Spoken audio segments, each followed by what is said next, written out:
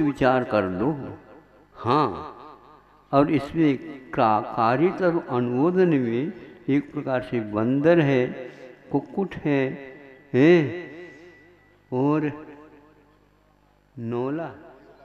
न्योला भी है, शेर भी। अब सारी चिड़ियों की गिनती हो रही है यहाँ पर, सोच लो। ये सारे उनके विश्वनाथ भगवान के आहार देते समय या दूसरे और करते समय पूर्व में आहार की केवल प्रशंसा की थे, अनुमति दी थी या अनुमोदन दिया था, धन्य हो ऐसा कहा था, दिया नहीं था।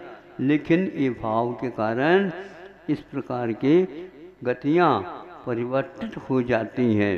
दूसरा, उनके लिए भी भूख लगती है, किनको? तीर्थंकरों को भी, क्योंकि प्रमाद अवस्था में ही भूख लगती है।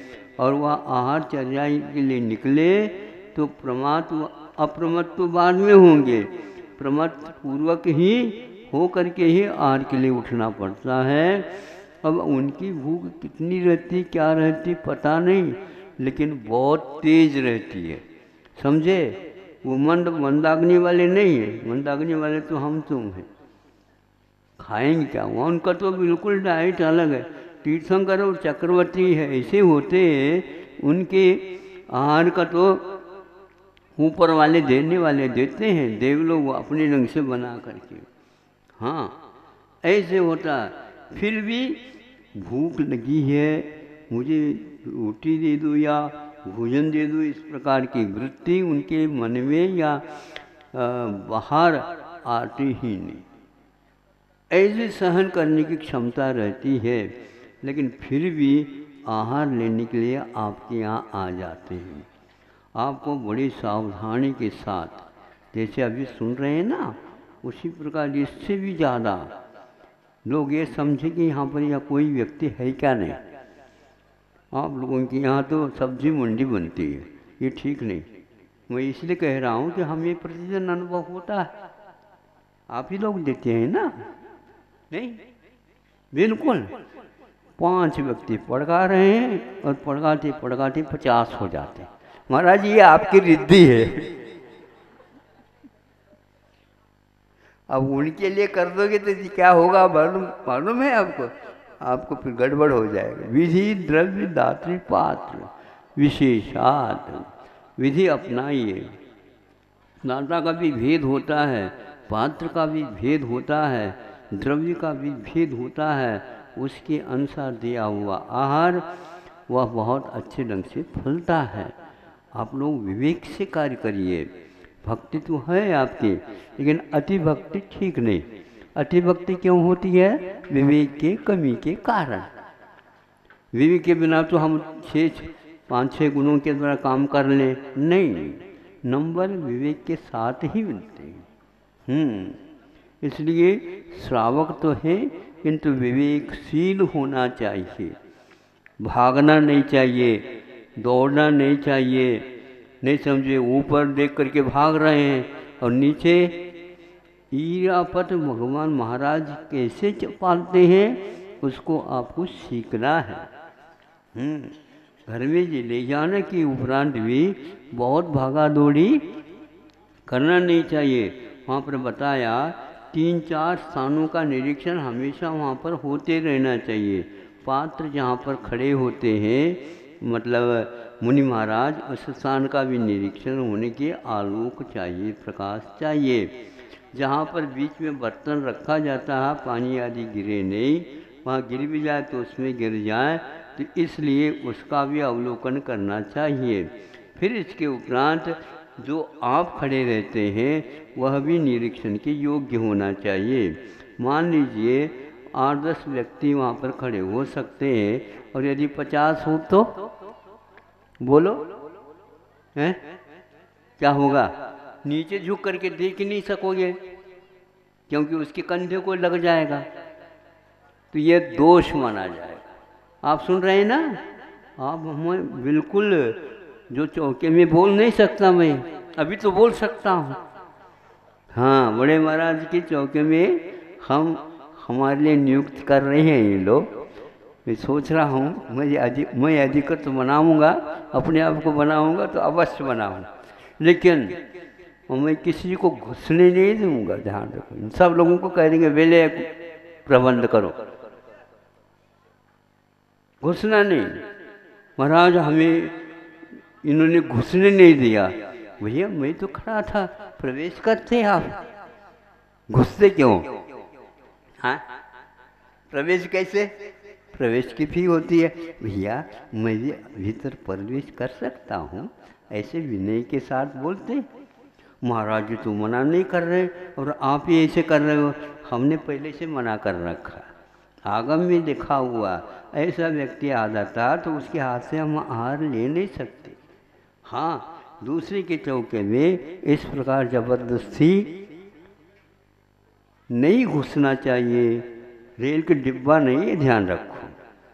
हाँ, तो इस प्रकार विनय के साथ, विवेक के साथ, विधि के साथ मान लो भावना हो गई, महाराज जी आए तो महाराज जी तो सभी आए, उसमें क्या बात हो गई।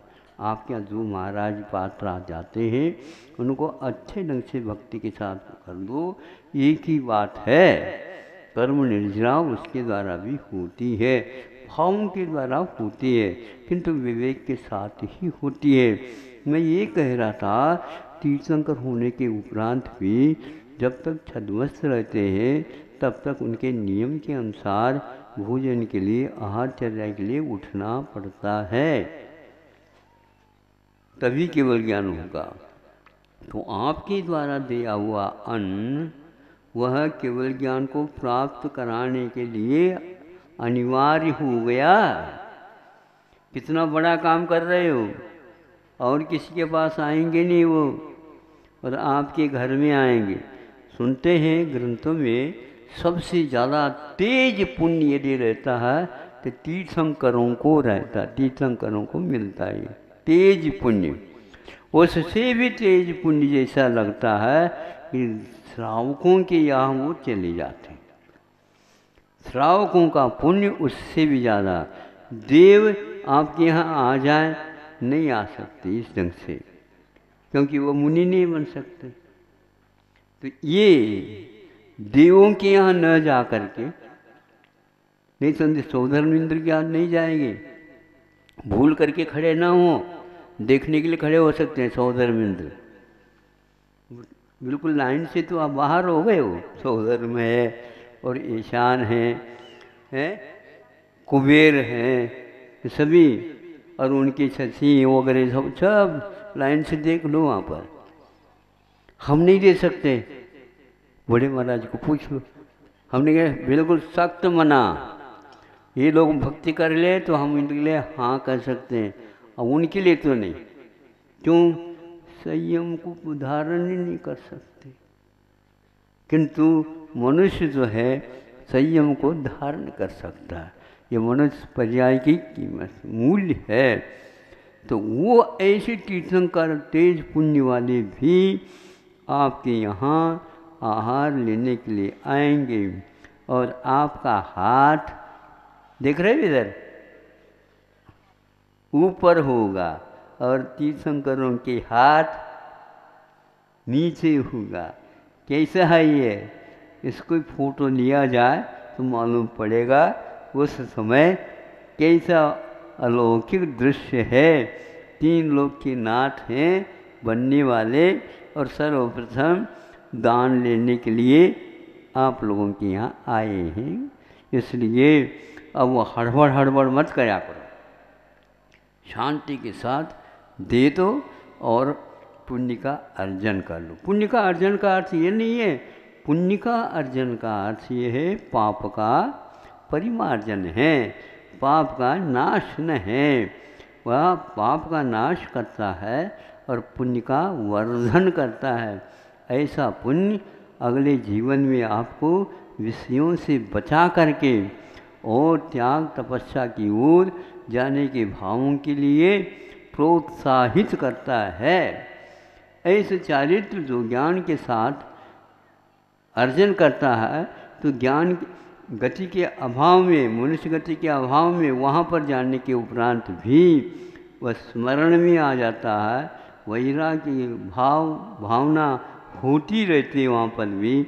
जैसे लोकांतिक वगैरह आप लोगों के सामने आए थे कल तपस्या के दिन, ऐसा पद भी मिल सकता है और मिलता है।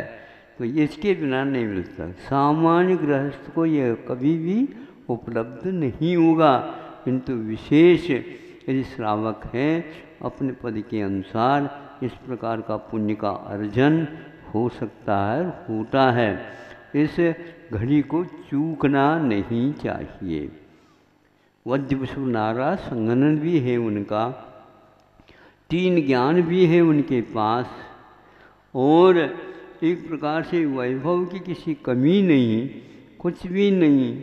और इसके उपरांत भी उनका शरीर बहुत वज्रवसु नारा संगन वाला हो करके भी तस्य वश होने वाला नहीं है कि वज्र के समान उसकी हड्डी और संधि स्थान होते हैं। पृष्ठभाग में वह धनुष का आकार का एक बना रहता है। वह किसी भी प्रकार से कितने भी घंटों बैठे रहो तो भी वह पीठ माना जाता है। उसके ऊपर बैठेंगे उनको कुछ भी आलस नहीं आएगा और एक प्रकार से वेदना भी नहीं होगी, परेशानी भी नहीं होगी, ऐसा शरीर रहता है। फिर भी आहार के लिए क्यों उठे? तो भूख एक ऐसी वस्तु है, उठा देती है, और केवल ज्ञान के लिए यह अनिवार्य होता है। ध्यान उसके बिना लग नहीं सकता। यानी उनका भी ध्यान जब नहीं लगता है उस समय वे आहार के लिए उठते हैं, किंतु एक दिन में एक ही बार उठेंगे। विशेष तीर्थंकरों के नियम रहते हैं, उत्तर गुणों के साथ उठते हैं, इसलिए वे कम से कम महावीर भगवान बेले से उठते थे। अन्य शेष महाराजों के बारे में भी तेला चोला आदि आदि करते करते ऋषभनाथ भगवान तो है 6 महीने के बाद उठूँगा आहार के लिए, ऐसी प्रतिज्ञा युग के आदि में क्या कह रहे हो? ताली नहीं बज रहे हैं हमारे, कहने से बता रहे हैं आप लोग। 6 महीने का संकल्प पूर्वक आहार, और आज ये घड़ी आई है 6 महीने के बाद शुद्धि करके आ रहे हैं। उनको क्या कराना? पारना। लेकिन सावधानी रखो, तभी नहीं कर पाओगे, क्योंकि जब तक विशेष बात नहीं आएगी सामने तब तक भरत चक्रवर्ती फेल हो जाएंगे, बाहुबली फेल हो जाएंगे, मुरुदेवी फेल हो जाएंगी, नाभी राय फेल हो जाएंगे, और कौन ब्राह्मी और सुंदरी ये सब फेल हो जाएंगे। ये सब प्लग कोई उत्तीर्ण कोई भी नहीं होता। इस प्रकार उनको पुनः 6 महीने तक रुकना पड़ा। फिर बाद में 1 वर्ष के बाद आर होगा। चक्रवर्तियाँ के जी कहीं जाए होंगे? नहीं। फिर कहाँ गए होंगे? मरुदेवी के बाद। मरुदेवी तो बहुत कल रो रही थी, धो रही थी। उनके तो समझौता के लिए चले जाएं। कुछ जी के यहाँ नहीं जाएंगे। अयोध्या खाली। हाँ, अब तो हस्तिनापुर तो अलग है ना, वहाँ पर तो ब्राह्मी सुंदरी थोड़ी मिलेगी। हाँ, और सोचो कितना अंतर है, बहुत अंतर है। कहाँ अयोध्या, कहाँ हस्तिनापुर, है तो उत्तर प्रदेश में। कितना अंतर है। भरत चक्रवर्ती यहाँ से वहाँ तक भागता जाएगा क्या? हा? नहीं, सवाल ही नहीं उठता। कितना जोरदार उसका उदय, वहाँ पर जा करके आहार हो जा। पक्षपात कर रहे हैं तो पक्षपात देखना चाहिए था। यहाँ पर कोई पक्षपात नहीं। भरत चक्रवर्ती को तो करना चाहिए था। नहीं, मैं प्रथम चक्रवर्ती हूँ और हमारे कार्यकाल में आप दीक्षित हुए हो और भरत खंड के माने जाते हैं, आप विदेह के माने नहीं जाएंगे। इसलिए आपका भी कर्तव्य होता है चक्रवर्ती का उत्साह बढ़ जाए, इसलिए औरों के यहाँ न जा कर के देखो घंटी लग रही है, ये बता रही है आप तैयार हो जाओ। देखो घंटी लग गई 9:30 बजे। इतनी शुद्धि देर से नहीं होना चाहिए। हाँ आइए, उठिए जल्दी, उठिए उठिए उठिए। हाँ 2 घंटे लग गए ना, तीसरे बजने के, तब तक 9:30 बज गया। ये कह रहा था कि वह बहुत ही यह जोरदार व्रत है, वो वृत्ति परिसंख्यान के साथ चलते हैं, बहुत जोरदार है वो। किसी के यहाँ देखते देखते वो निकल जाते हैं। हमारे यहाँ आ रहे हैं, हमारे यहाँ आ रहे हैं, आ रहे हैं, अब तो रुकने वाले हैं, गाड़ी नहीं रुकती।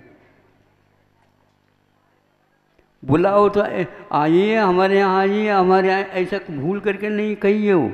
हाँ महाराज शुद्ध है, क्या क्या शुद्ध है, जो कुछ आपने बनाया अपने लिए वो सब शुद्ध है महाराज, चलिए चलिए चलिए।